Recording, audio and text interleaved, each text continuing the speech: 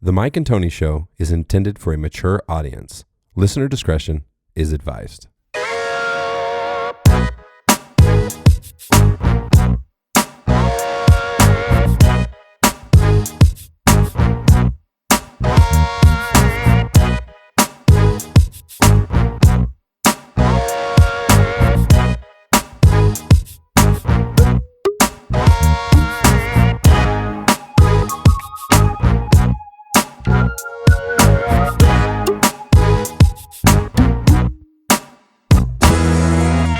Baron Von Pierce, it's episode 148. We're back at it. It's Friday night. Friday night lights, Yes, right? sir. We're two away from the magical 150. I know. You said we're going to do something special. Yeah, we should have multiple guests on. I mean, every single time we've done this, we've always had like a ton of people on. Sometimes more too people many. more people than Mike's usually. Yeah.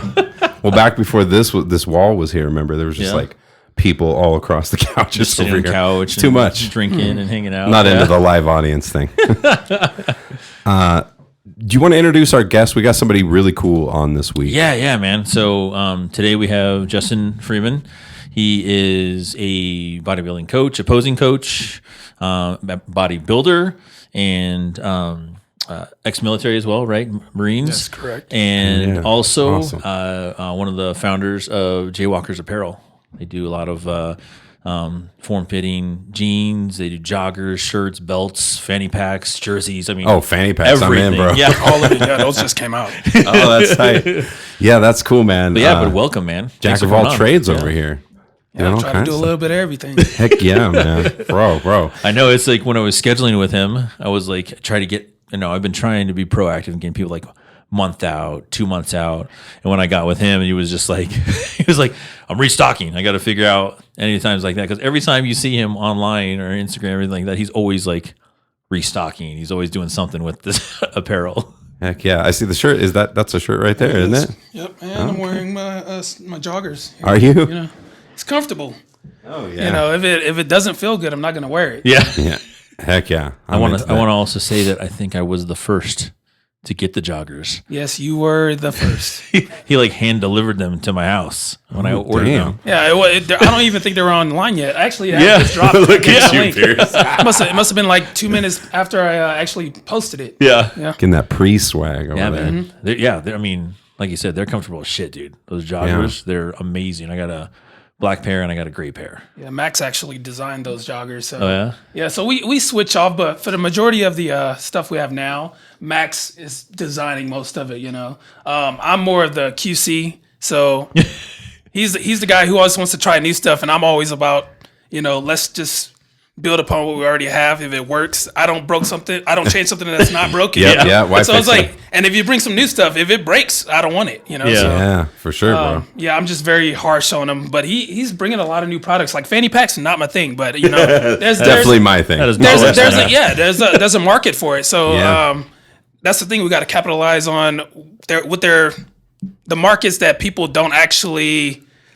Everybody's not the mainstream market. You got to go for the little niche group. So I mean, that's how we started with these pants. It was the bodybuilding scene at first. That's what we were trying to target because I couldn't find clothes when I started bodybuilding and I got big enough. Yeah. My waist stayed small and my quads were like the same size as my waist, so it was like almost impossible to find clothes that fit. And then I went to all these stores in the mall, could not find anything. So I was like, maybe I'll go to like try one of these Ross and stuff like that. And I actually found a pair of pants. Like after I checked out 2 or 3 of them, I found a pair of pants that finally fit. And it's like one of a kind. You go in Ross is like a treasure hunt. You find something in there, you're never gonna find it again. Yeah, exactly. So one found time only. Yeah, exactly. So I've known Max since 24, probably before you started working there. And we had a couple jobs together. We did 24. We also worked at a supplement store together, and we did security together. So we were around each other a lot. And like I said, the whole idea of this company started when it was just hard for me to find clothes, that fit. And once I found a pair, I just wore them all the time, every day to work at my security job because there was no other pair of pants I could fit to find over my legs and not have to bunch up the top of it to get a belt to cinch it down. Oh, yeah. Yeah. So and they have that weird crease in the back. yeah, or and the then front. eventually, yes, exactly, I had a ducktail. So eventually, it's the pants start to wear down. I was wearing them a lot, so I was like, man, I gotta hurry up and see if I could find another pair. And then I actually found a pair that was colored.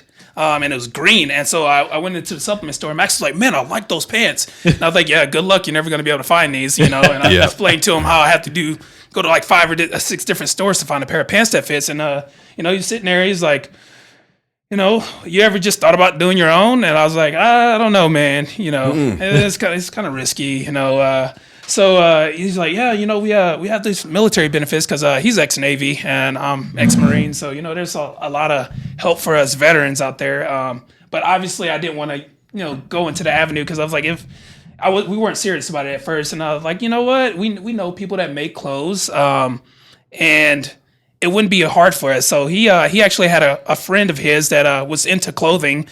And he connected us to a manufacturer, and we were still kind of like, should we do it? And then once Max like, all right, I'm gonna go get the LLC. I was like, all right, well, I guess we're doing this. So awesome. We started looking into that manufacturer our friend had, and we started sampling our stuff. Like samples are not cheap, like to get one custom pair of pants made, like one pair. $250 just to have them make one pair of pants. One, damn. So it's just like, and we don't even know if it's going to come out like we want in the right material. So it's just like all a guessing game. So, that was like the start of the company. It was just us just trying to do something different. And we realized there was a lot of people who couldn't find clothes that fit, So, and we're like, well, let's, target bodybuilders. There's a need out there, and after we finally got, sizing correct and everything, after we spent about $5,000 in samples, we're both putting a little bit in every month. We finally kind of got the sizing down for like height and weight and like what size waist we need with the quads for the average athletic person. So we figured that all out, and obviously you have to test the material. So we wore it, put it through the ringer. Like he probably knows back before we even started, we're like having videos of us stretch the pants. Like we're testing the durability of it to make sure it's good. There's so many videos of like Max just like shoving like things all down. It's like whatever you could down his pants. Yeah. We're doing everything possible, and like we're trying to build the need for something, So like as we started with our social media, it started out very small, and a lot of people take for granted like the people that are around them. Like Max had a pretty small social media. It was probably about the size of mine is now because I don't get on social media like he does. But people don't realize it's like the people are like that we need to create a demand and have like people, people really, I'm trying to word this, you get these guys and they got 20,000, 30,000, 100,000 followers, right? And they follow like 10 people. Yeah. But what they don't realize is the people that actually need them are probably the ones they're ignoring. Yeah. So a big part of me and Max being able to expand so fast is like, we talk to people, we help people out, and it's not just with like clothing, we like sometimes we're both into fitness and stuff like that, and like the people that actually supported us were people that just appreciated what we did for them. So like there's guys come up to me for tips on exercises or like nutrition and stuff like that, and same thing with Max, and just providing that value. People value you, and it was like more or less a lot of people that were buying from us just appreciated who we were and the value we were as a person to them. So it's not all about like, yes, the clothes are great and all, but a lot of times most of the money that when we originally started just came from people wanting to support us because of how we supported them in their journey on whatever they were trying to do. God, I love that. Yeah, and you know what? I love that. And to this day, like one of my things that I will like credit you for me is my ankle mobility, dude. Mm-hmm. Like I remember back in the day when the old 24, when you were showing me the mobility and how to stretch and all that stuff, and to max out your squats and to get a deeper squat. I take that into account and every day. I don't even know what I did because it was just so normal. Like if someone was in the gym and they're asking me something, I'd just help them out. Yeah, I love that, man. Yeah, and I got to the point, and he knows back at 24, like the trainers started to get kind of salty. Yeah, they would get upset, and and it is what it is. Like when you see someone in the gym that you like, wow, I want to look like that. You want to ask him questions. You don't want to ask the other guy who's just he looks just like you, you know, him, you know. It's, you know, being a personal trainer, your appearance is part of the job, you know.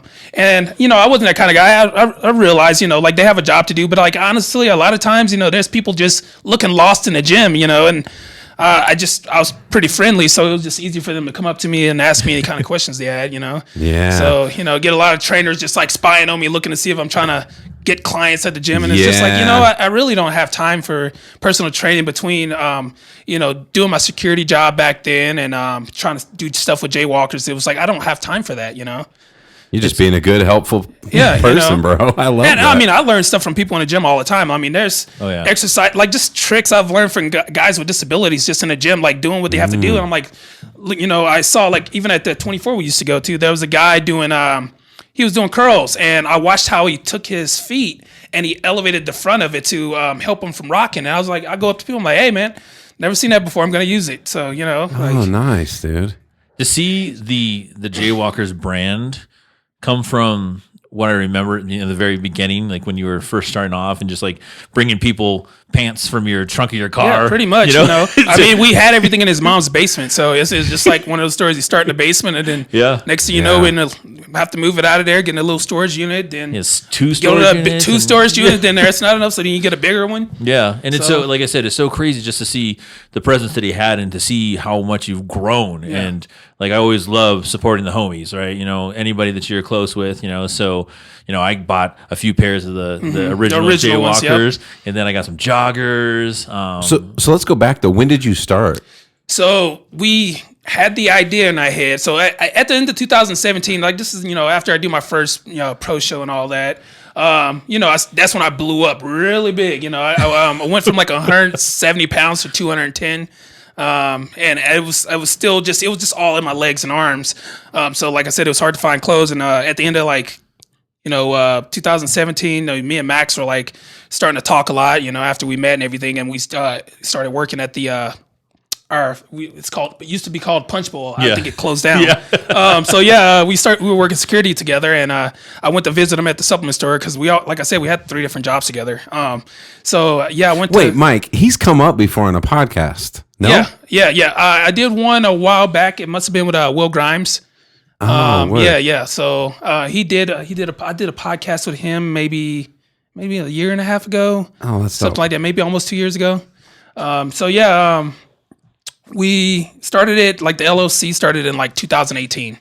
And then, you know, about after a year and some change, you know, we had about after $5,000 just invested in doing samples and stuff like that. We finally got after we, you know, did our samples and stuff, we were still like kind of like, you know, we don't really want to invest our own money. So we got a loan, you know, we got a little small $15,000 loan. And then we used that to do our first order. We got our first order in July 2019, right? So we got the clothes in and we're like, wow, this is our first order. And then Max was like, man, I'm kind of nervous about this. Like I said, he was working security and he was like kind of nervous, like, man, I don't know. I was like, man, we're going to be able to pay that back. It's only $15,000. It's no big deal. Like, I'd rather try and lose $15,000 than to not try, you know? Yep. So like that first day I told everybody I got it. We didn't even have an online website yet. Max had made a draft. We didn't publish it yet, and we had just got the clothes in and like just word of mouth because people knew we were coming out with it. They're like, hey, you got it in yet? I'm like, yeah, we just got the order. Like it hasn't been inventoried, nothing. We just got it. Oh, and everybody, you know, all the people that I used to like coach and stuff like that, they all ask, hey man, can I get some? So like that first week or whatever, like it was actually the first 2 days. I literally, you know, went to the gym, met up with everybody that was waiting for a pair, sold them a couple pairs. And then after that, I went to go get a haircut and I'm sitting in the barbershop and all the guys are like, hey man, what are you wearing? I'm like, my clothes, we just got them in. So I'm sitting there in the barbershop and like, you know, people in the barbershop, they care about their appearance. Yep. You know, that's why they're in there. They're trying to keep that look. And so I'm sitting there in the barbershop and all the guys are like, hey man, those are nice. Let me see that. And they was like, you got more? I was like, well, I actually do. I was like, I got a car full right now. They're not out yet, but if you guys want them, I'll sell them to you.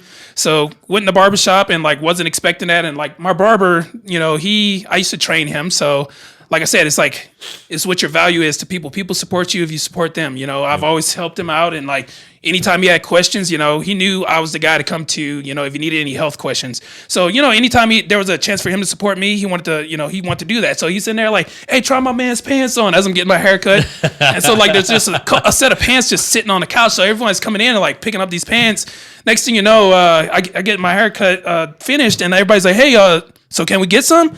So I sit there. I sold about maybe like $2,000 to $2,000 worth of clothes just at the barbershop. Between the barbershop and going to the gym that day. Oh my God! So I go to Max. He's working at the security job. I was off that night. I go to him, and I was like, hand him some cash. He's like, what the? And hell? I was like, see this? I was like, we didn't even have to do anything. Like we're not even promoting it. Nobody knows we released it yet. It's not even on the website. And I was like. That's what $2,000. It was a $15,000 loan. I was like, that was just one day. Imagine a week, 2 weeks. So I'm like, I think we got this. Yeah. I was like, there's no stress. I was like, we have a couple years to pay that loan back. We're gonna pay it back quicker than that. But it was just like instantly the money was already. We could have paid off that loan within that first 2 months. Oh, dude, that's wild. So. Damn, I love everything about this guy so far. Bro, this is amazing. So I just love that everything that drives you is like just being a good person. You're not. That helps a lot. I know, and I think that's the thing that's missing, especially and you've done things, right? Mm-hmm. Like you did bodybuild, you still bodybuild, obviously. Well, you coach though. I did a show last year just to do it, but it's more or less to just like I have clients, I coach them, and like that guy last year, I was like, look, man, you have no reason to complain. Like you say you want to do this. I was like, look, I'll do it with you. Like I have no one pushing me, just myself. Yeah. I'm here to coach you through this. You have that support. I was like, I have to make sure you're okay and I'm okay. So there's no reason for you not to make it on stage. Yeah. If I'm doing all of your work and I have your stress and my stress. Yep. So there's no reason for you not to get up there. It's a leader right there. Yeah, yeah. I love that. Lead by example. So it's like if I would never tell someone to do something that I haven't done myself. So it's like anytime I have a client that I'm coaching and they feel a certain type of way, I know why. And I explain it to them. I'm not just a coach. I mentor people. Like I kind of teach them. I never want to be that type of person that like I have them on a line, like you need me. Like, I never want people to stay with me because they feel like, if I cut them loose, they don't know anything. Everyone that I have, like I mentor them, they understand it. A lot of times people just stay with me just because they like having me there to keep them straight. It's not because I know something they don't, because they've been with me for months and years, and it's like they know what I'm going to do. Right. So it's just for accountability for most people. Damn. And so you're a teacher. I mean, yeah, I teach them how to do it. And like I said, look, and it's always like that because you can only help so many people at one time. Like I try to never do more than 30 clients at a time. And it's like, I don't want to keep those same 30 clients my whole life. I want to be able to help as many people as possible. So, usually I try to like rotate people out, but some people won't leave. It'd be 2-3 years and I'm like, hey man, look, there's nothing else I can teach you. Yeah. Like you can go, like you're on your own now. I showed you how to ride the bike. Well, to go ahead. me, the mark of a great leader is somebody that can teach someone to do something, and then that person becomes a teacher as well. Yeah. Oh, yeah. Teaching them. And I've noticed that some of your clients have moved on and become coaches as well. Yes. So that's also I know awesome, from 24, and I'm like, hey. So that's like I said, that's to me that is the perfect quality to any leader. Someone that can come up from you. Yeah, for sure. Yeah, exactly. It's an investment. So like, that's what I tell people when they come to me, like you're making an investment for your entire life, your health, also something a skill set that you can use and give it to someone else. So like right now, like I coach, I just had a guy compete last week and he's a trainer at 24, so it's like, look, anything I give to you, you're paying for my time. Anything I teach you, you can give that to your clients. Just pass it on. It's like as long as you're paying for my time and value me and what I'm giving to you and it's what I'm all providing, that's okay. Go ahead. Yeah. Because at the end of the day, you're gonna have to come back to me for new material. Like, hey, you running out of ideas? Hey, come on, one more month. Let me ask. So, how old are you? Can I ask? 32. 32. Damn, that is amazing. And where are you originally from? Here? Originally, I'm from Louisiana. Louisiana. Yep. What part? Lake Charles, Louisiana. So yeah, they get hit with the hurricanes. And how long have you been here in Colorado? So, we moved here 2015.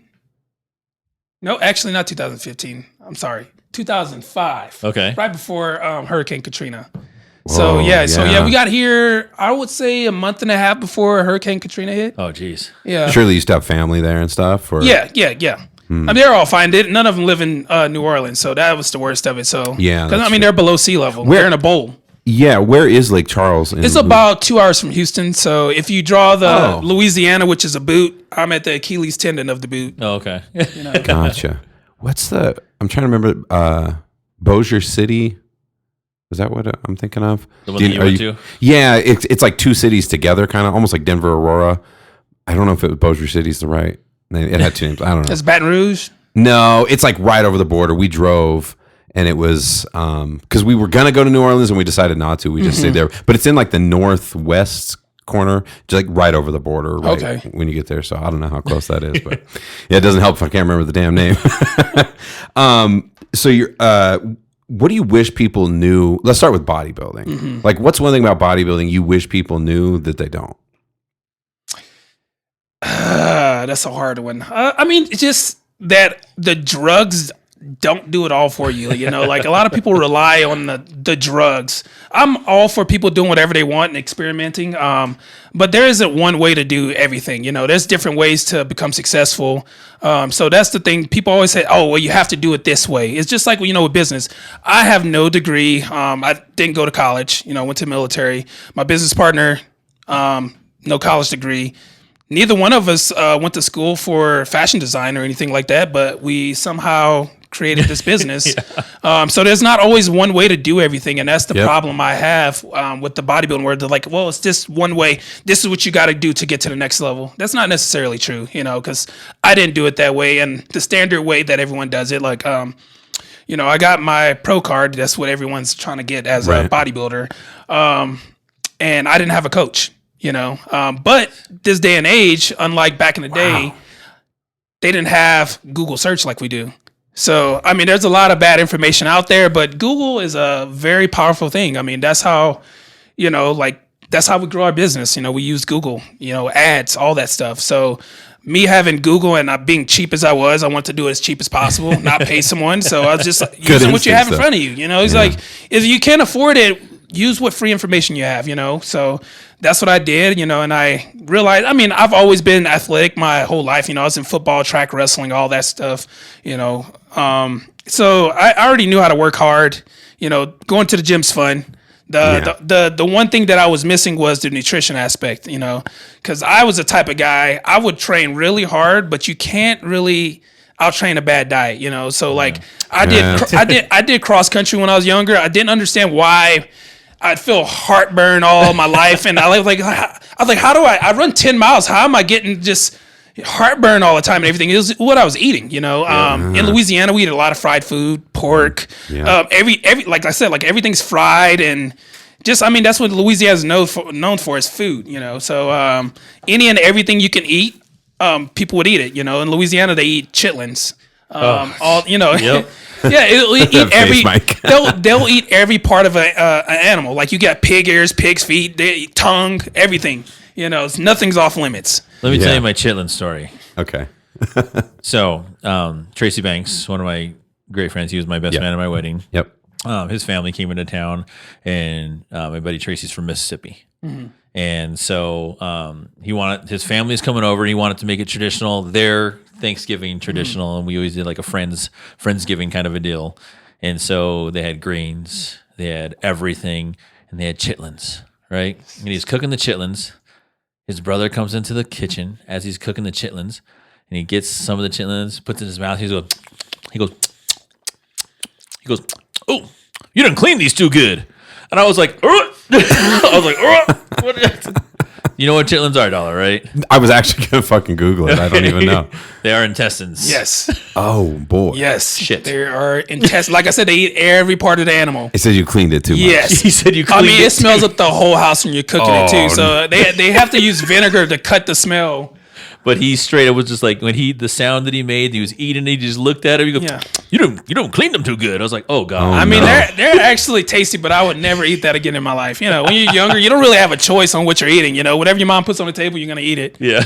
Yeah. Holy crap. Oh, man.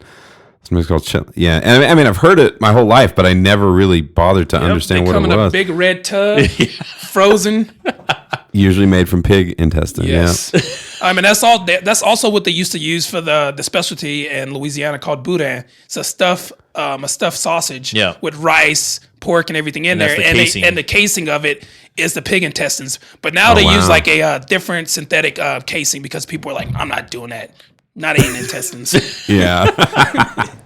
Yeah, that's so crazy. Yeah. I can imagine the smell going through the house on that one. And then, so I was going to ask you, like, so when you, how long have you been working out? Like, when did you start working out? First time I picked up weights, or the first time? Okay, like, both. Yeah. You know, I picked up weights when I was 12 years old. You know, so when this whole school system in here in Louisiana is different from Colorado, like up here. So when I was in Louisiana, like I guess I was almost at like a private school, right? Schools are smaller in Louisiana, and instead of it being 9th grade through 12th grade, it was 6th through 12th.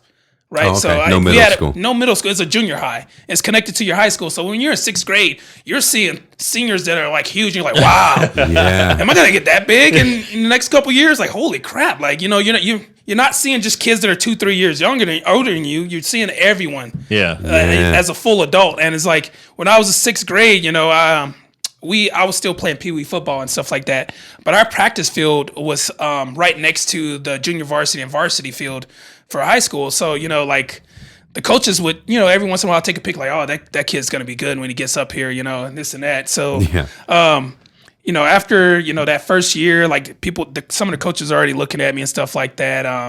And, you know, I would pass by because I was in 6th grade. I'd pass by the weight room, take a peek in there. And every once in a while, the coach would be like, hey, kid. I'm like, like, you want to come in? You want to come lift?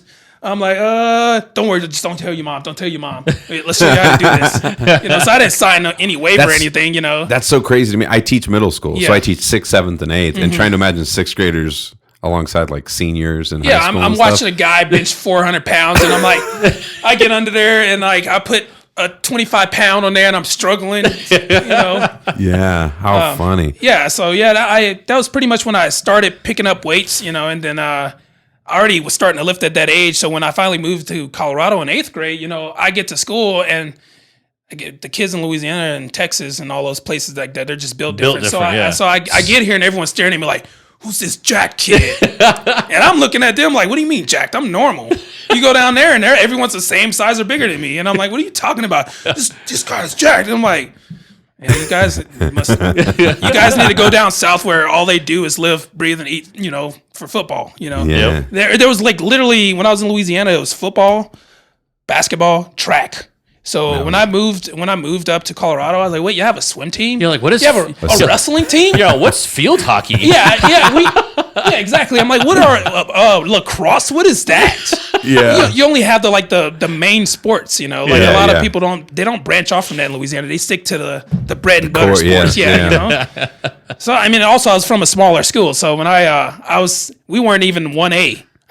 There was a division below that. Like we were like so small. I think between like 6-man football. Yeah, it was so small. It was between from 6th grade all the way through 12th grade. I think maybe there was like 400 kids from 6th all the way to 12th grade. Whoa, that's how small a school I went to.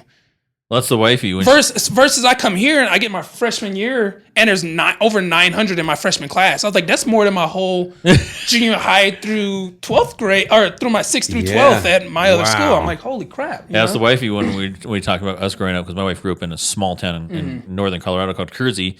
When we were talking about like graduation and stuff like that and going to high school, she's like, how many people were in your graduating class? And I went to Gateway, so it was like a fairly bigger school. Yeah, so it was like I was like, 365 graduated from my class, and she goes, I don't think I had that many people in my whole school. Yeah. And she was like a kindergarten through the 12th too. Yeah, so I mean, when I was getting ready to move, they're like, man, you're gonna go to this big old school, and you're not gonna be able to start because you know they were trying to wean me into like being their next star for football and stuff like that because I was a running back. And they're like, man, you're going to go there and you're going to miss your shot. And they're like, yeah, just tell your mom that you're going to stay here. And so, you know, I get to Colorado, and even though there were more kids, there were less quality kids playing sports. So even though I came from a school that there was literally probably all 10 players or 20 players that we had probably would have started in any position just because that's how much more serious they were taking their sports down there, Yep. So I get here, and it was just easy, I was like, everybody's expecting me to be, third string. I'm like, I get here, and I was like, cool, yeah, there's a lot of people competing, but there's not much competition. Yeah. Interesting. Wow. Damn, that's a cool perspective. So what all did you play? So in high school, I did football, track, and wrestling. When I was in Louisiana, I actually did cross country the same time as I was playing football. That's how much I didn't want to be at home. So I would get done with football practice and go run cross country.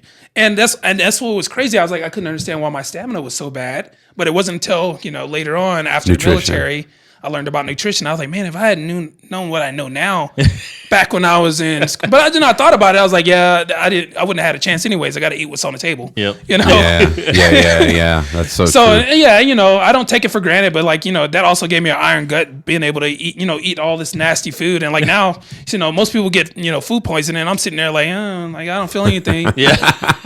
I just had to go to the restroom really quick, and then back That's to crazy. normal. So when did you join the Marines? Right. Pretty much. I actually signed in high school. So my senior year, I was like pretty much like the star wrestler. I had went to state a few times, and the recruiters, they figure like they go after the wrestlers because they know the wrestlers they got strong minds because we have to stay at a certain weight. Always trying to make weight and conditioning. And man, even on my wrestling, as a senior in wrestling, there was nothing about nutrition that I wish I would have known. But the recruiters definitely go after wrestlers because they know those are Makes sense. The stronger guys, that they're gonna want. So I actually signed the contract when I was 17. My mom had to sign off on it, and she pretty much told me, she was like, "I'll sign it as long as you do something that you can use later on in life." So there was no infantry option for me unless I was going to wait until I was 18, So I was I was supposed to go in on contracted. I actually went in open contract, but because my scores were high enough, I got a pretty technical job. What were you doing? So my actual job when I got in was electrical optical ordnance technician. So I worked on, I don't know if you played Call of Duty or anything like that. Familiar. The Javelin missile, I don't know, the heat-seeking rocket, Saber system. So I worked on pretty much anything that I worked on acquisition systems. So anything that required you to use thermal, night vision, pretty much any type of sight that you need to see, like all the scopes. I worked on all that stuff. So that job is kind of intertwined with being an armorer. So I worked in an armory where they kept all the weapons. So literally I just saw, yeah, it was a pretty tiring job. I had to be up at 2-3 in the morning some days. Dang. Just open an armory so people can go out to the field and sit there and camp out. Weapons. Yeah, so Wow. that was my job. I was a repairman. I was a technician. It was a pretty almost fell out of school actually, just because I just didn't pay attention, man. I was falling asleep in class. I was like, good thing I didn't go to college, man. I was falling asleep, and the instructors really liked me because I was jacked, and they're like, nah, we don't want you to fail, man. You're gonna make it. We're gonna give you another chance. And I'm like, all right. Oh, that's awesome though. Honestly, in the military, they want strong leaders, so they want the people that are physically fit and and kind of intimidate others, so. They liked me because I was a bigger guy and they knew people would listen to me, I wasn't a mean guy, but a lot of times, even when I was in boot camp, a lot of times I didn't want to be a leader. I just want to do my job and be done with it because I didn't want to be responsible for other people. So you have, when you're at boot camp, they split you up in squads and stuff like that and have squad leaders. And then you have a guide, which is your guy who's in charge of the whole platoon, right? I was pretty much the most athletic guy out of my group of people. So when you go to boot camp, there's about 70 to 100 per platoon. And they'll have 4 to 6 platoons, in boot camp. So there's a lot of people coming from all over the world, or not all over the world, all over the U.S. But pretty much everyone who is on the west side of the Mississippi, they go to San Diego, California for Marine Corps boot camp. And if you're on the other side of the Mississippi, you go to Parris Island. All right, so pretty much everyone on the west side of the Mississippi, we all just meet up on our date to go to boot camp for the Marine Corps. So you're I'm there with somebody from Texas, Wyoming, all these places, and we're all come together. Most of the guys there, it was crazy to see how some of these guys were so sheltered. I was an athlete. I've been yelled at before by coaches. I'm used to being pushed. Some of these guys that were going in, they're either really young and, just getting out of high school, didn't know what they're going to do. And then you got guys that were just tired of being in their mom's basement and just wanted to change, and some of these people had never been yelled at before in their life. So, you get in there and first thing you get off the bus and they start yelling at you. They don't know how they're going to respond. They start crying and I'm sitting there oh, my mom does this all the time. It's not a big deal. This is my life, bro. Yeah, pretty much. I'm it's not a big deal to get yelled at, so you start to, talk to people from different walks of life. Start to get to know each other and just learn how everybody grew up so differently. Boot camp, like I said, boot camp was easy for me because I was used to being in on teams and stuff like that. So that's why they wanted me to be a squad leader, because I was used to being in team sports, but also being the leader and stuff like that because I was always a team captain and whatnot. But I just didn't want to do that because also with this, I know there's punishments that come with that. If your team messes up, your squad messes up, you get punished for it. So that's why I didn't want to be a leader, because it was just man, I'm going to get, if you guys mess up, and I know you are, and you're not going to listen to what I say, I don't want to be in charge of you, But with your discipline, if you weren't in a leadership position, you'd be safe. Yeah, exactly. So, it got to the point where I kept refusing to be a leader. So it didn't matter if I was the leader or not, I would get punished every time. So my drill instructors were trying to just show me hey, it don't matter. You all lose together, So it's wait, I'm not the squad leader and you still punish me, not the squad leader. I was confused. It was destiny. Yeah, pretty much. You're meant to be a leader. Yeah. So what did you seriously get into bodybuilding then? So I had the idea in my head that senior year when I was getting ready to graduate. The security guard that worked at the school, he heard that I was going to the military. He's like, "Hey man, I heard you going in," and I was like, "Yeah." So he's like, "If you want to, man, I could assure you as a workout partner this summer." And I was like, "All right, I'll come and lift with you over the summer until I go in," because I was supposed to leave in August. So that summer, I was just me and him every day during the summertime. We meet up at 2:00 and go to the gym. And so I was just following his lead because, he had been working out. The only training I had was performance training. Football, we do bench press, power lifts, the main movements, standing shoulder press and stuff like that. But it wasn't bodybuilding type of stuff. So when I first trained with him, the security guard, Ryan, we did a whole split. We did a 5-day split. You got your chest day, arm day, back day. I had never did that type of that workout scheme. So we did that, and we worked out, and after the first month or two, it's still I'm still a kid, so I'm growing fast, so I'm getting the newbie gains. And this guy, he's already late 20s, 30s. He's like, "Man, you ever thought about bodybuilding?" I'm like, "Nah, man, it's not my thing. I'm cool. I do sports. I'm going to the military. It doesn't matter." He's like, "Man, I'm just saying, man, you ever think about it, man? We're doing the same workout. I'm not growing and you are." And I'm like, "Yeah, not a big deal, whatever." So didn't think about it. Then I went to the military and, same thing. Guys are looking at me "Geez, this dude is jacked." How old are you? Yeah, pretty much. And so even when I went there, high school, I'm like, cool, yeah, I was big. And I'm like, okay, when I go to military, there's going to be guys way bigger than me. I get there, there's maybe 1 or 2 guys that have more muscle than me out of 500 people. And I'm like, okay, maybe I'm not, it's not common to look like this, the guys that were more jacked, it was one of the guy who actually was the whole company honorman or whatever that got promoted to corporal. He was went to college, everything, and he was an older guy. I'm still teenager. Yeah. And I'm like, that's the only guy that's bigger than me. And he's been doing this forever. So you knew, so right away it was pretty clear that you should be doing this, dude. Yeah, it was pretty clear. Like I said, I've been in sports since I was maybe 10, 11, 12. So I've been in sports pretty much my whole life. Never took a year off of sports when I was. Well, as soon as you said wrestling too, yeah. And I didn't do that until I came to Colorado. So I didn't even know there was a actual wrestling. And when they said wrestling, I started thinking about WWE, WWF. I wasn't thinking about the wrestling they were talking about. I was like, "Well, y'all got wrestling off the ropes?" No, it's not that type of wrestling. I'm like, "Oh, okay." That's crazy. Yeah, because that is a sport that is so demanding, dude. And mindset is so important. Yeah, and that's where I think I had been through so much through wrestling. When I went to boot camp and guys are getting just doing push-ups till they can't do anymore and they're crying and stuff. I'm like, I've been there. It's fine. We'll be okay. We'll be sore a couple days. We'll be okay. Yep. You know, go back to normal. So it's just like that wrestling probably pushed me almost like cross country. I would say was really hard for me. Just being able to push because I'm not built for cross country. Look at me. Do I look like I should be running cross country? So imagine me trying to figure out what sports I was best in. I've tried like every sport. I did. I see tried sprinting. Yeah, and I'm very explosive. Yeah, so when I was younger, I was just trying to get in where I fit in. So I tried baseball for a year. Too boring for me. My attention span wasn't enough. I'd be sitting out in the outfield. They hit a ball out there.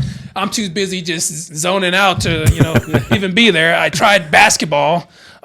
That wasn't for me, obviously. I was good at getting rebounds and stuff like that, but as far as that goes, wasn't the greatest at it because my strength was changing so frequently, that it was like really hard for me to focus on a shot, a good shot. Try to gauge it. Yep. It's like because I was just so strong. That sport wasn't for me either. So and I tried cross country. It was okay, but I couldn't understand why the skinny kid would always beat me, even though he would never try. During practice, I'd beat him in practice, and I'm like, man, I'm going so much harder than this kid, and he just, just halfway through, he's just coasting, not giving it 100%. Finishes 10 minutes behind me. We go to a meet. He finishes 20 minutes in front of me. Not that far ahead, maybe like 5-10 minutes, but it's just like I was just like some people are just built for certain sports, and I was just like, I realized that I was like, it doesn't matter how hard you try at a sport if you're not built for it. It's just you can only get so good at it. And that's like me. I was the complete opposite because I was like, wow, okay, I'll do basketball. Obviously, I was like, I'm good at basketball. I'm tall. I've been playing it my whole life. I was like, did volleyball. And I was like, I tried football, and I was like, just getting worked because I was like tall, but I was like skinny, dude. Like just like like frail. And you've seen, I showed you pictures when I was in high school. And so like how you were saying, built for it. I was built for cross country all day, every day, dude. Then my long stride, I was just like gone, just like. I got pretty good. I was good enough to go to state for cross country, but that was it, just to go. Yeah, I was finishing in the back of the pack, but just the fact that I was able to do that, especially eating McDonald's every day. That's crazy. So I didn't have any clue about nutrition. Yeah, let's talk nutrition. So when did it change for you, or when did you have like a shift in how you saw? So military was a little bit of it because once I went on my first deployment, I had a workout partner, and everyone's getting like when they were getting ready to deploy, everyone's like stocking up on protein, stuff like that. And I guess when I went to my MOS school, when I was in school, my military school is when I started to like kind of know about nutrition. I went to GNC for the first time and started, seeing why everybody's getting this protein, this Wheyabolic Extreme 60 from GNC and stuff like that. So I'm like, trying to get into it. So like, right after I joined the military is when I started to like look into the supplements and all this other stuff, and I had a workout partner when I was in that MOS school. So I had my first after Ryan, I had my first workout partner, and that helped me a lot.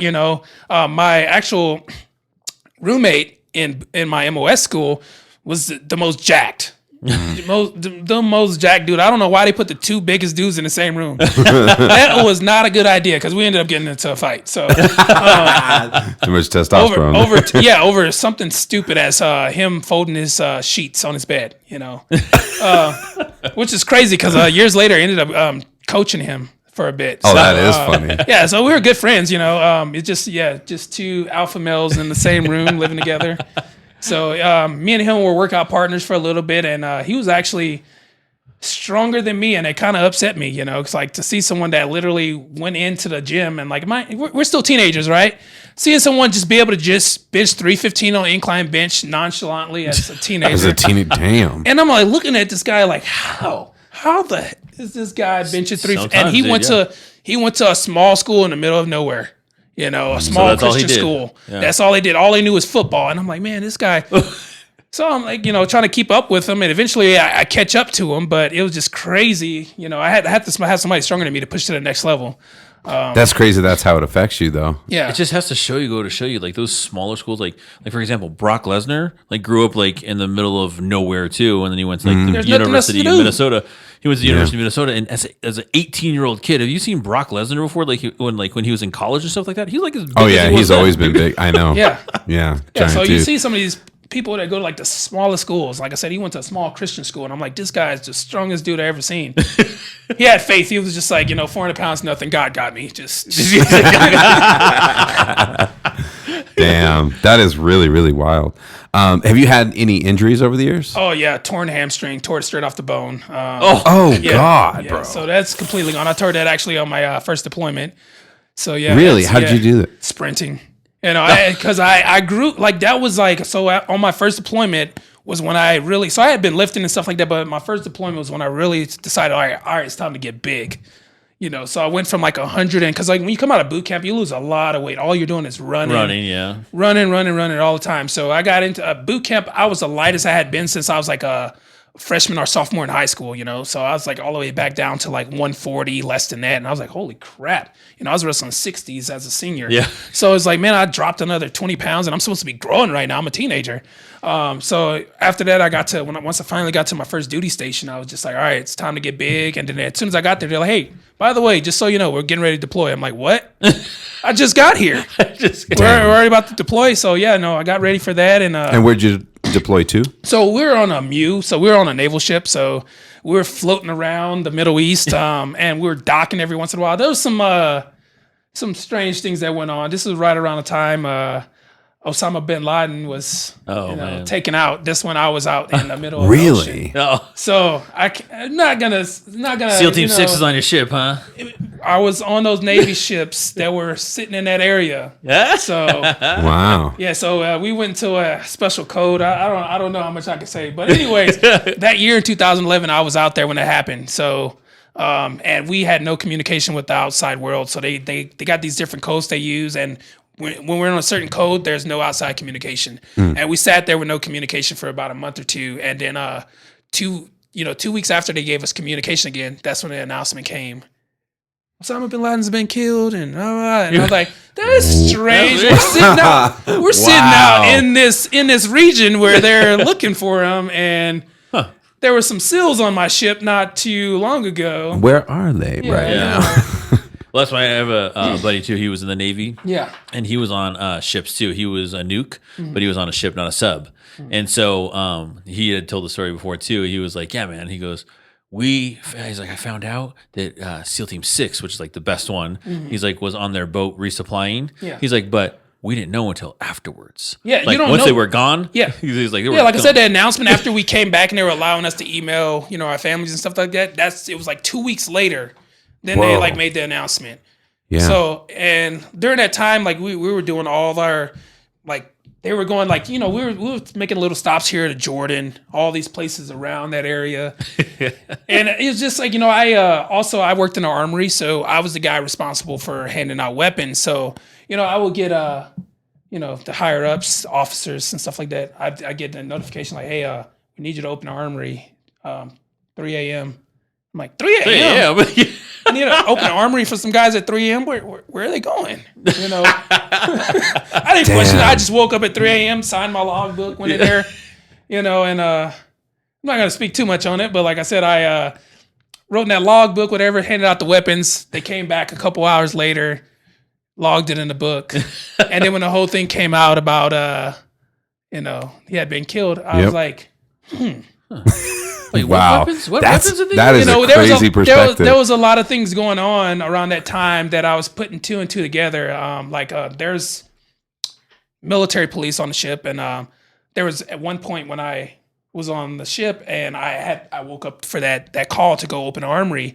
I stayed up because I was like, man, I got to probably be up in another hour or two, so I might as well just stay up until these guys come back. And I went to the main flight deck. Where the helos come in, the frogs, whatever you want to call them. And I remember going out there. They were bringing someone back. No, I don't know who. Could have been an informant. Who knows? Yeah. And I just remember like the military police. They were like, "Turn around." I'm like, okay. Oh, you couldn't see who it was. Yeah. Damn. So I didn't have no clue. So I turned around, and then I remember the next day I asked the guy. I was like, "Hey man, who's that? Who'd y'all bring on the ship?" And he's like, "What are you talking about?" I was like, "Your name's Smith, right?" And he's like, "Yeah."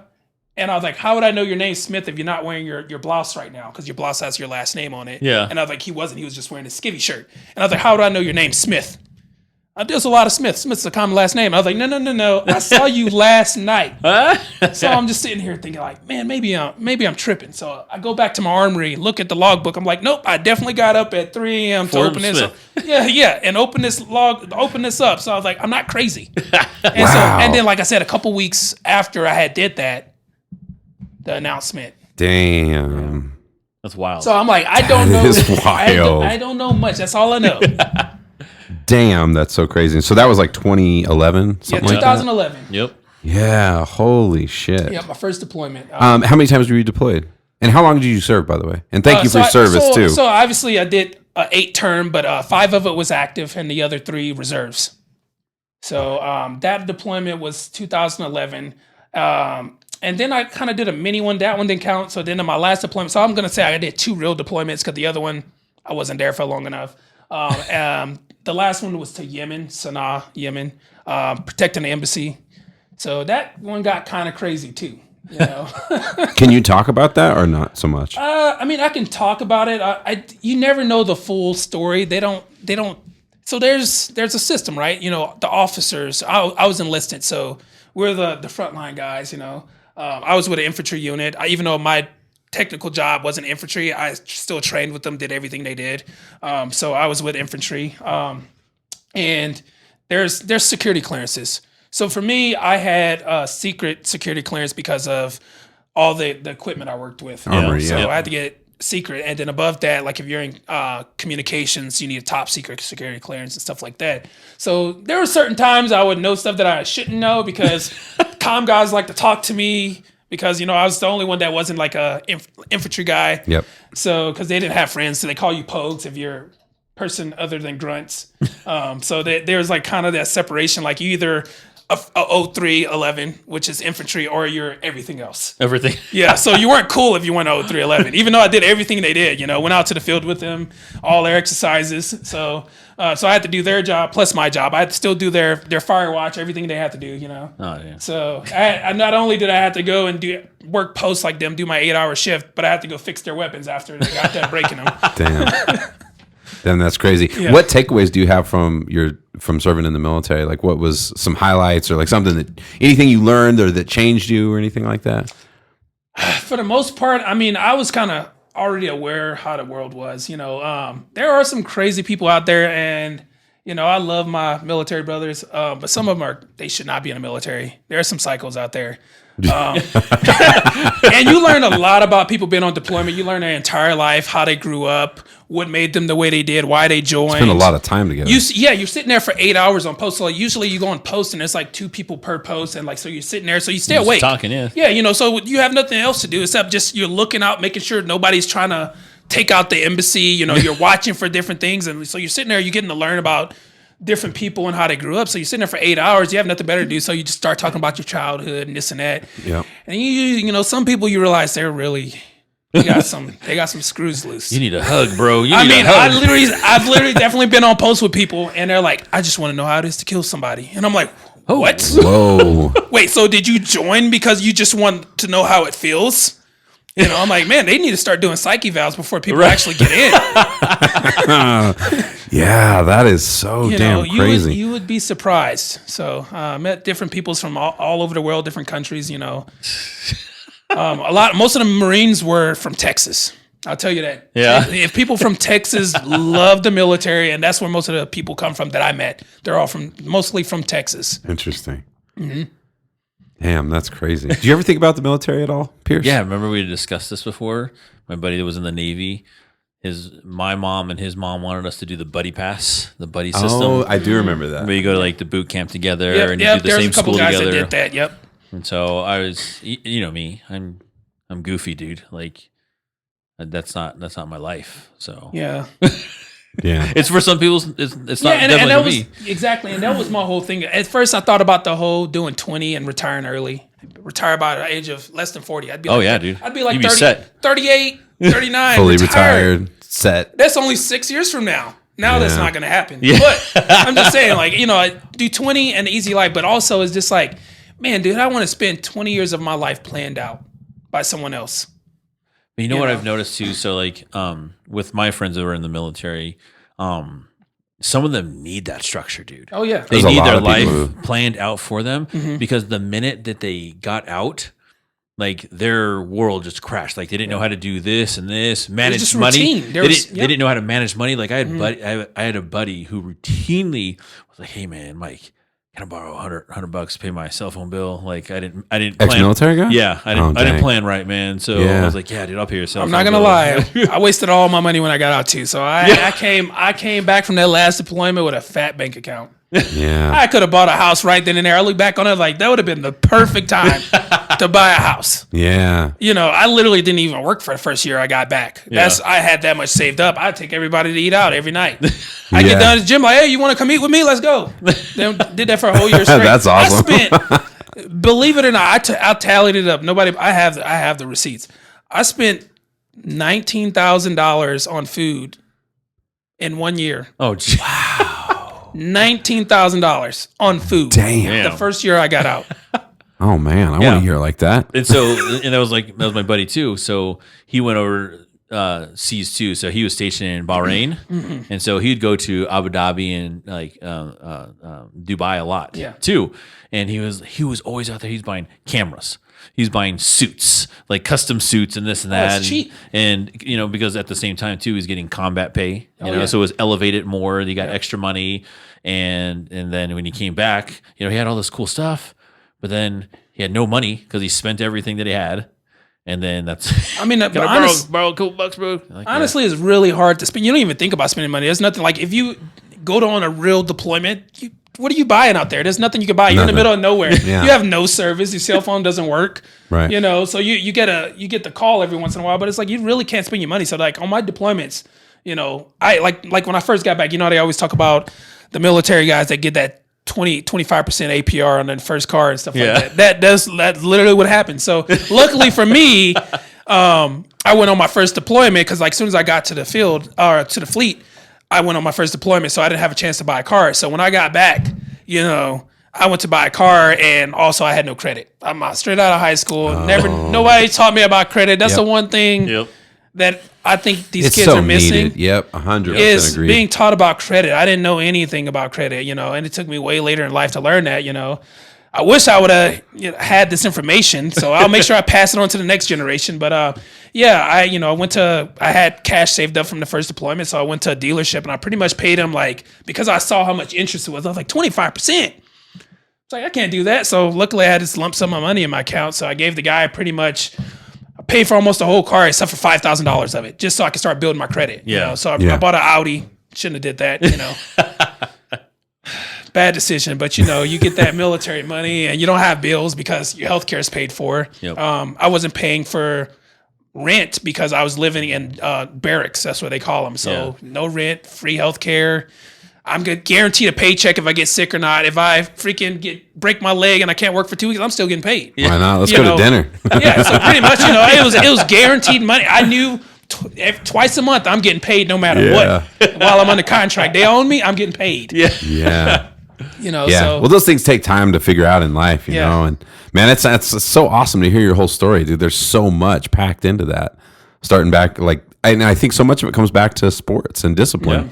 At a young age, when you get that discipline, the fact that you started picking up weights at 12 years old. And what I noticed, Pierce, because we've talked about this before when we started lifting weights, I was like 15 or something, but it was like, I didn't know what the hell I was doing at all. Like I was telling Mike, it was just curls all day, curls and sit-ups. I had no idea what I was doing. But you started in a situation where you were exposed to the high school gym. You've got an actual coach in there.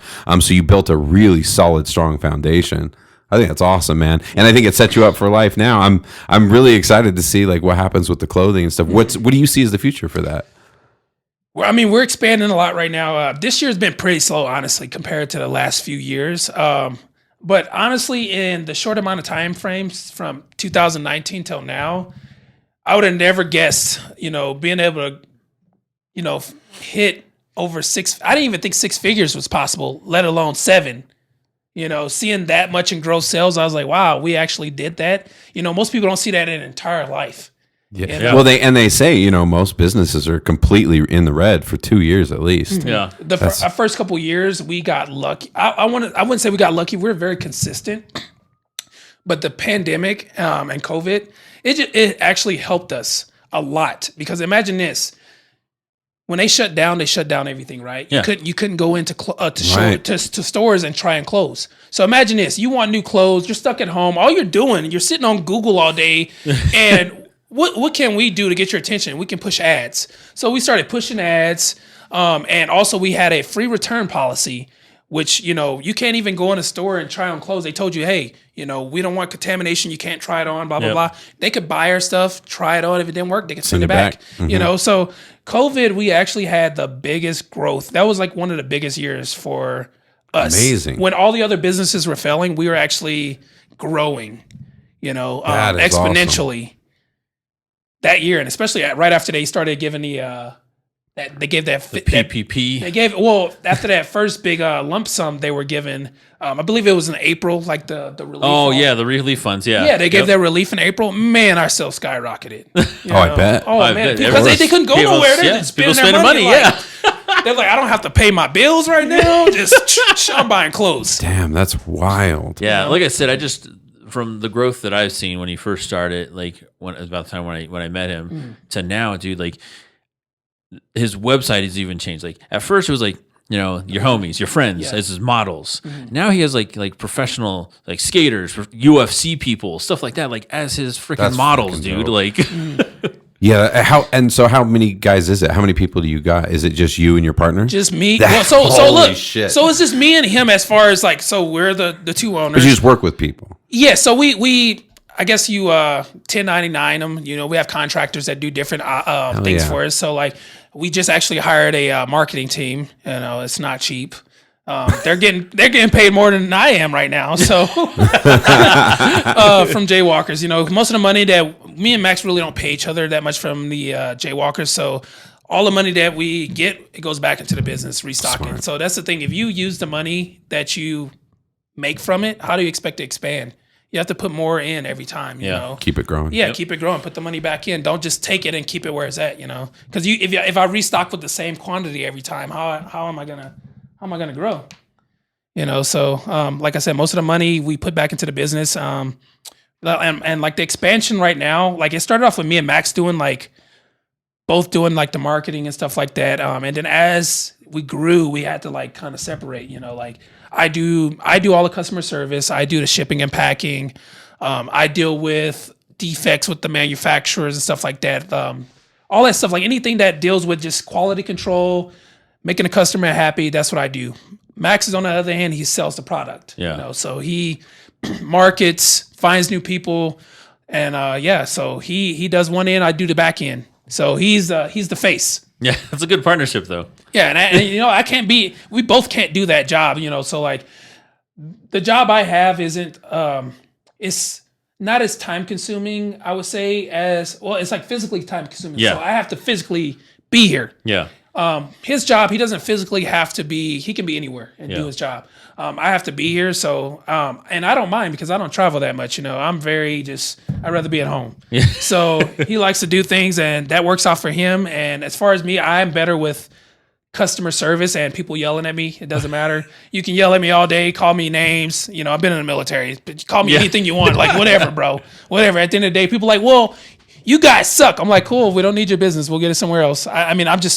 It just doesn't affect me. I'm not going to get into a like name calling contest with a customer. I know when to just, okay, sorry, we weren't for you.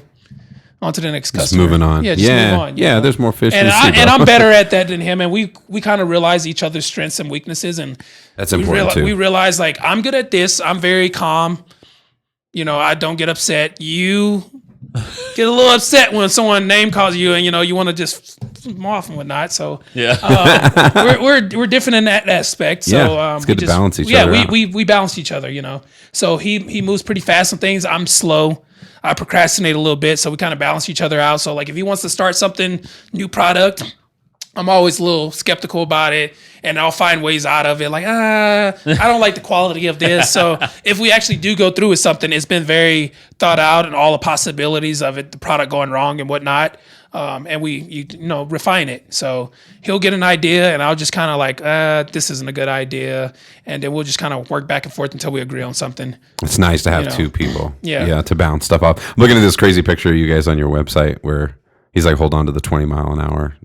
Oh yeah, sign, and you're like, are you standing on him, jumping over him? What are you doing? Oh, I jumped over. We used to do crazy stunts together. In the picture, it looks like you're standing on his legs. I jumped over him. So we used to do funny stuff, like when it was just me and Max, and before this blew up, we pretty much just like, we didn't really care. Like social media, you gotta don't take it so serious. People take social media way too serious. So and still right now, like he doesn't take it serious, and I think that's why he's been able to progress so well, because he doesn't take everything personal. You're gonna have people you're always gonna have people that don't like you, don't like what you do. So you just gotta like, don't feed into the negative energy and just accept all the positive energy. So me and him used to just like do stupid, wacky things to make people laugh. Dude, I love that. I just heard a thing about positivity where it was like the Andrew Huberman podcast. You ever listen to that, Mike? Yeah, he's got some pretty good stuff, but they were talking about the link now between longevity and positivity. Like they've done all these studies that like where they ask people at the end of a day, they put them through like a super stressful day with lots of stuff, and the people that can muster up a little bit of positivity after a really rough day, those people live a lot longer than people who at the end of the day are like, I just don't got it, bro. I'm just negative. Yeah. That's awesome, man. You got a lot of positivity about you in general. I think that's what's kind of pushing you through and bringing you so much success. I love it, dude. Love hearing about it. So it's J-Walkersapparel.com, yes, right? Correct. Yeah, I'm looking. It's so dope, man. I want to look at some of the stuff that you guys got on here, too. So the main product is the pants. So that's what we initially were after. And like, obviously people want more things because like, eventually once you have all the colors, where do you go? I mean, we keep bringing out new colors, but we want different products for people to try. Of course. So you got to keep expanding, but like our bread and butter is the pants. So it's like a pretty niche market. There's not much competition. There's like maybe 2 or 3 other companies. Like one of them's like Barbell Apparel. Yeah, I've seen those. Yeah, but they only have like jean type material.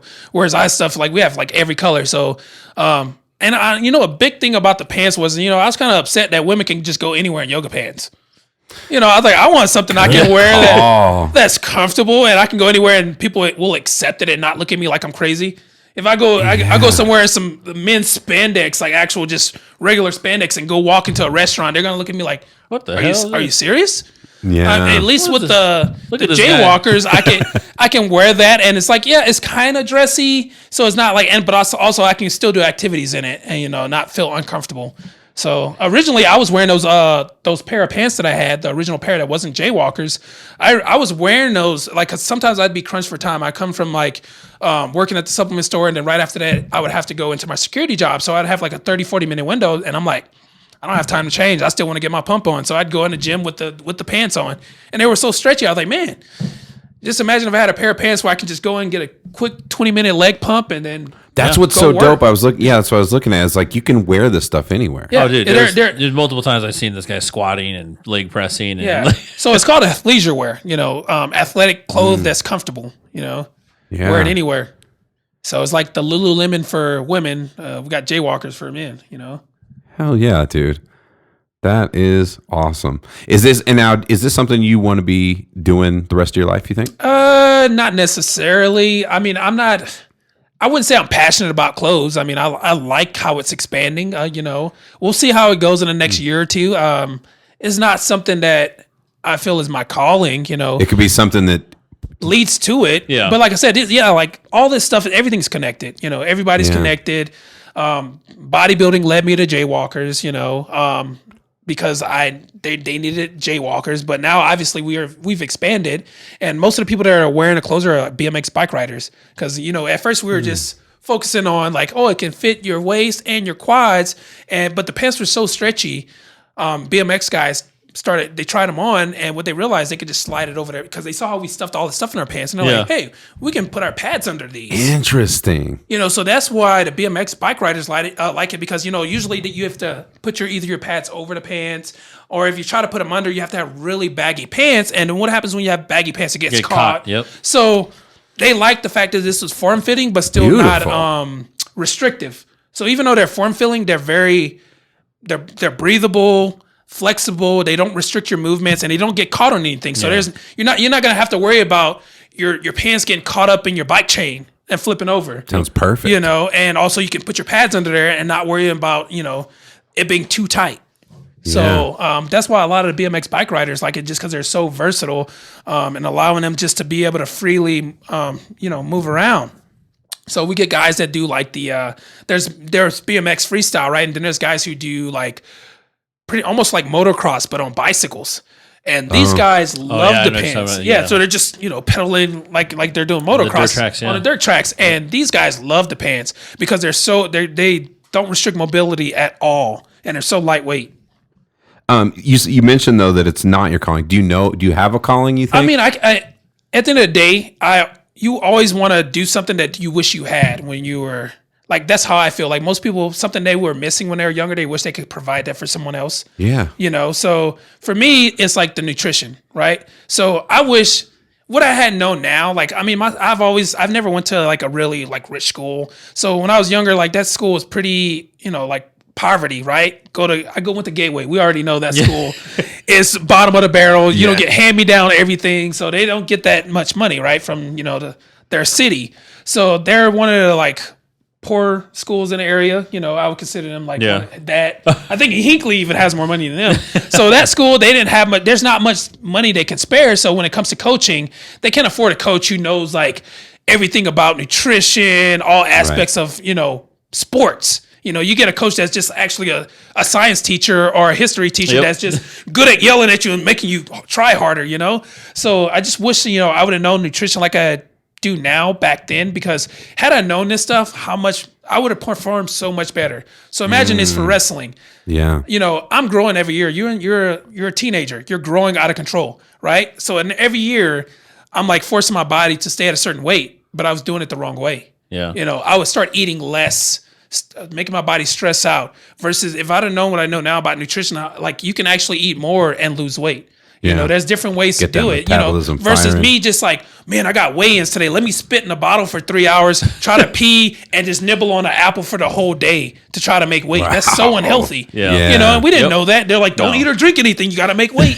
You know, but had I known like what I know now, I'd have been actually pounding 2 gallons of water, because I know how the body works. You know, you can actually lose weight by actually drinking more water. People think restricting water, because here's the thing. Your body is always trying to stay like in homeostasis. So like if you dilute your bloodstream of your minerals, your body has to flush that water out to try to concentrate those minerals to a certain amount again. So like if you drink too much water, your body's always trying to flush and stay at a certain dilution level. Okay. You know, it doesn't want to be, your blood doesn't need, you don't want your blood to get too diluted with just water. So your body's like, your kidneys excrete sodium. So if you have too much salt, your body's going to excrete that. When you drink alcohol, your body is trying to excrete that. That's why you pee. You know, your body's trying to get rid of that stuff. Yeah. So your body's always trying to stay at this baseline. And actually drinking more water. So anytime you drink more water, if you have too much, you're going to start peeing more. When you drink water, don't you pee more, right? Yeah, your body doesn't want that much water in it. It doesn't need it. You know, so I realized to like lose weight, this is a little trick that I do for my bodybuilders. You actually overload the body with water. So you get your body, you start drinking more than excess water, right? You drink excess water that you don't need. And over time, your body's like realizing like, it's always adapting to your surroundings. Whatever you're doing, your body's always trying to adapt to it, right? So your body's like, okay, this guy's drinking 2-3 gallons of water a day, man. I need to keep flushing, right? So my body is like, okay, urinate. So all that time, my body's getting in a rhythm of urinating constantly, hour after hour, because I'm drinking so much water, right? And then say like I have a weigh-in, all right? Sunday, I start drinking 2 gallons, 3 gallons of water, right? Every day. And then I need a weigh-in Friday, right? So Sunday through Thursday, I'm pounding water. And then Friday, my body's expecting me to pound water. And guess what I do? I don't pound water. It's still flushing. And it's still flushing. So then I end up losing more weight. There you go. Damn. Wow. Damn. Yeah, it works like, it's crazy how that works. Damn. Yeah, so maybe it's something like that. Maybe you end up in nutrition or something like that. Yeah, I mean, I'm coaching now, but I never wanted to become like, it's what I'm doing. My passion revolves around money. I don't want it to ever become that. So if it was me, if I had unlimited money, I'd go around giving seminars. You know, I'd give free seminars. If money was like unlimited and I didn't have to worry about it, I'd give seminars for free. That is so funny. That's actually a question I had for you tonight. Yeah. So like, I would love to go around giving seminars for free. You know, like, I mean, obviously I don't have the actual education. I'm not a registered dietitian or anything, but I have actually coached registered dietitians, and there's only so much you can learn in school. Experience. And experience, like back in the day before we had colleges, you did a trade. You learned from on-hand experience. You shadowed behind someone, So, I mean, yes, the school system's great and all. If you want to work for someone, that's what the school system's great for. You go to college so you can get a good job. You pretty much narrow down the field. So if I was a boss of a company and I have a tech company, like I narrowed down the field by the people that went to school and they're specializing in this, and then you start narrowing it down further, with your interviews. But it's a process of elimination for me to find the best worker that's worth my money, So if I want to work for someone, having an education is great. But being a boss and an owner of a company, you don't necessarily need that, Yeah. So like if I decided like I wanted to do like a holistic clinic or open up a hormone clinic or something like that, I don't need to be a doctor. I just need to have a doctor working for me. Yes. Yep.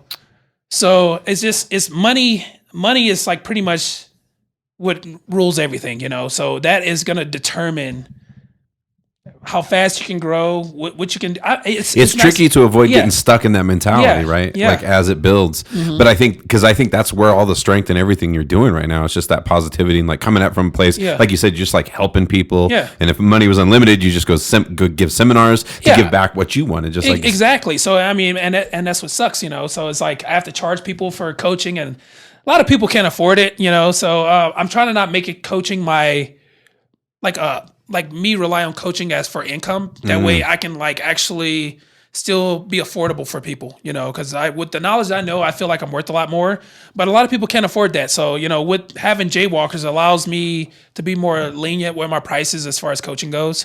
So like eventually, honestly, I'd probably rather, in the future, I was planning on opening up like a holistic health clinic, because the way everything is going, man, like, I'm not liking what it's looking like with these TikTok SARM goblins. These kids are ruining their hormones at the age of 16. With all this social media now, everybody wants to be shredded and become Instagram famous. Ruining their natural testosterone. Yeah, exactly. So it's like it's kind of it's natural selection and it's slowing down repopulation. Yeah.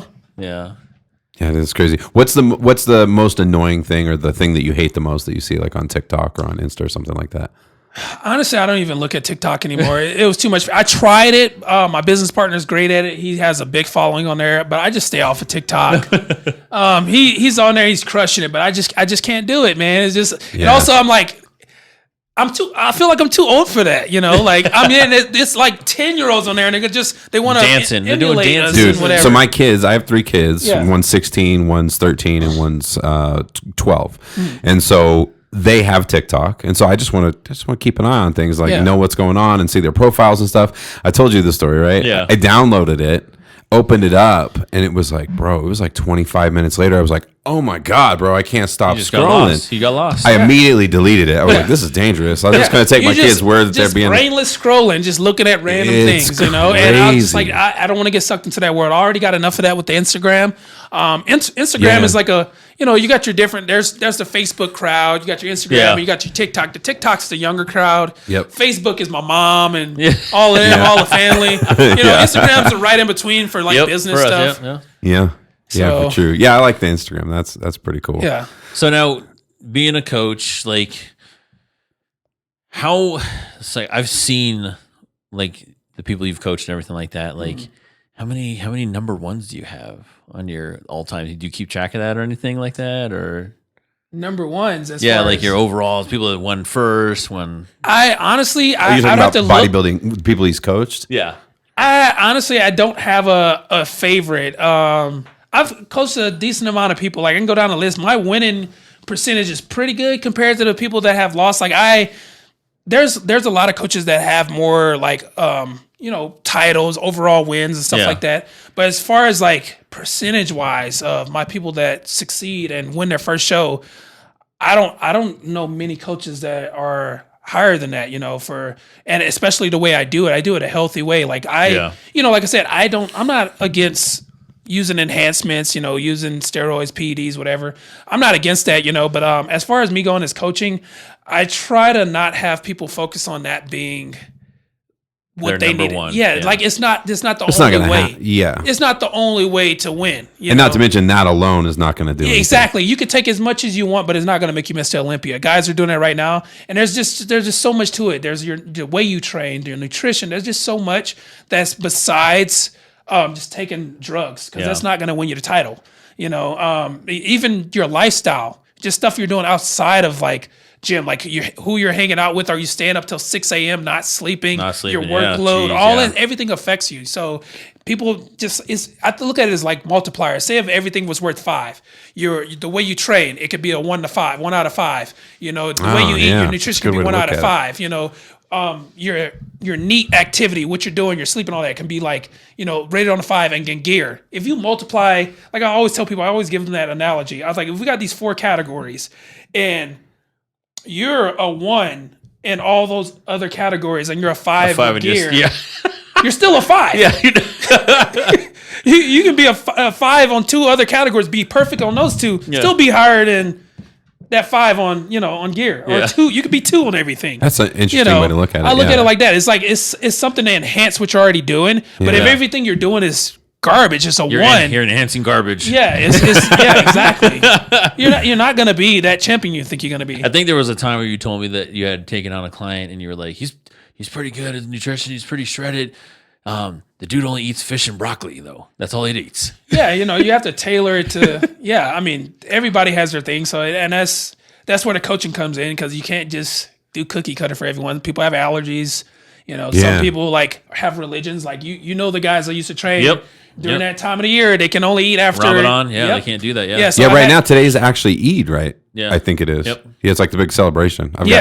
So usually I've had guys where I have to coach them and make sure I got their nutrition in that portion of the day when they can eat, you know? So that's hard coaching people like that, just based on like religion, allergies, just not liking certain foods. So it makes it more challenging. But yeah, man, as far as coaching goes, I take pride in being able to just do the basics with people and get them results that they didn't even think was possible with just the basics.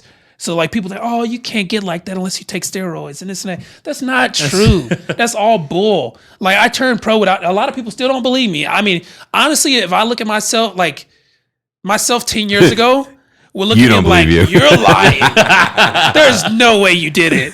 You know? Yeah. And it was just like, you look back on it, it's like, man, like, I guess it is possible, you know, if you just stick to something and you're consistent with it year after year. You know, it's like you said, there's all those different categories. There's so many other things you can optimize before just deciding to hop on that, you know, because now that I've optimized, like I'm pretty good. Nothing's perfect, but I know it. I know my body well enough to where if I took that next step, I know I could be so much better. But it's like at the end of the day, I already know. It's like it's not so I don't have anything to prove. Like to myself, I know already. So like me, I like learning and the knowledge. That's what I like most. In our culture in general, like people just want the easy fix always, and they're willing to believe in it, whether or not it makes logical sense or not. And so I think that goes along to me. It's the same with like pharmaceuticals and fixing blood pressure and all these different things.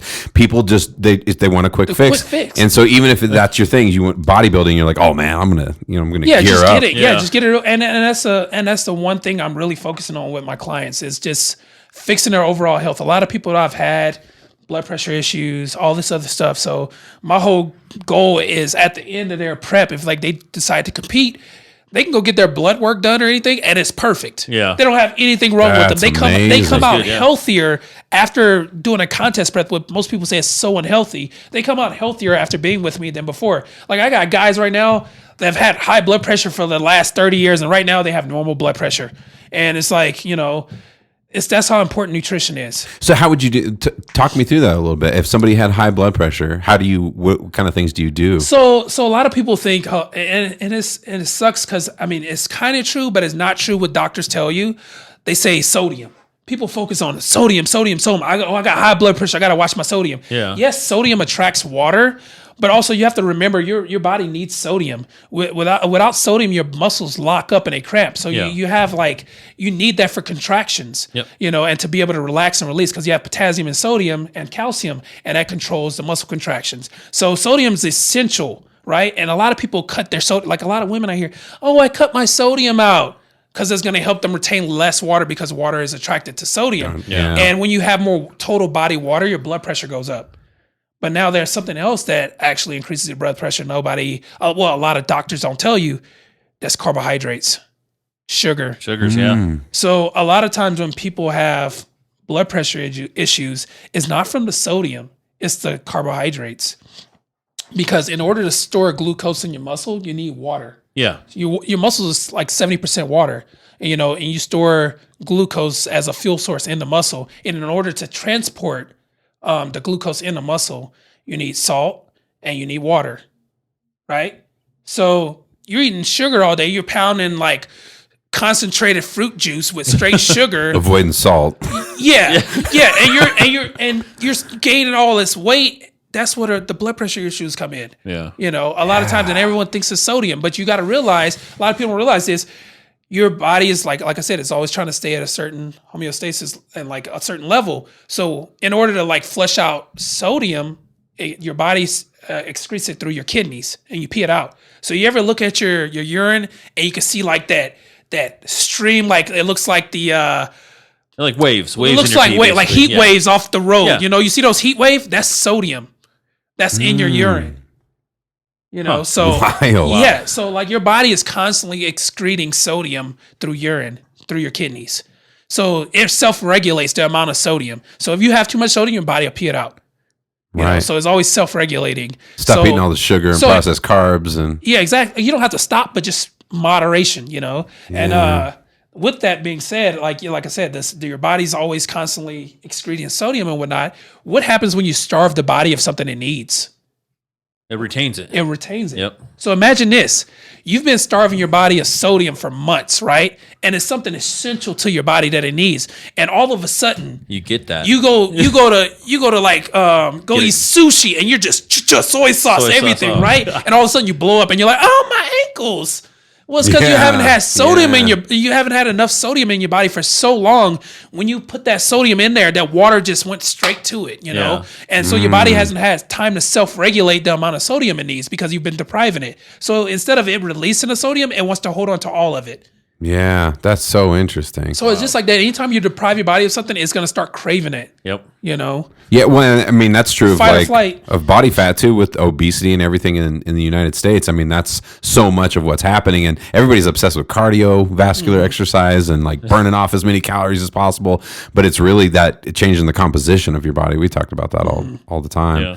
It's so important, but that's because you do the same thing. People fuck up their metabolisms royally. You know what I mean? Like they get to that point where you're just doing mad cardio. You've cut your calories down to ridiculous It's a lot of amounts. stress, and then your body starts holding on to water to actually hold on to nutrients better. So a lot of times you'll get people competing, and this happens a lot, and this is why a lot of people need coaches.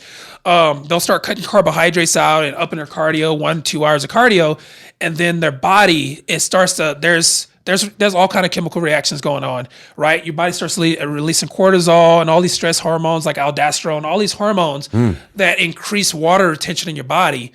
Now, when you increase water retention, what happens? You can hold on to nutrients a lot better when you're hydrated, right? Yeah. So nutrients store a lot better when you're hydrated. So your body starts releasing all these hormones to hold on to more minerals and stuff like that. So then all of a sudden, you're like looking at yourself and you're like, well, I'm doing all this cardio, cutting my carbs. Why am my skin so watery and I feel bloated? It's because your body's hormones are shifting to hold on to more water and whatnot.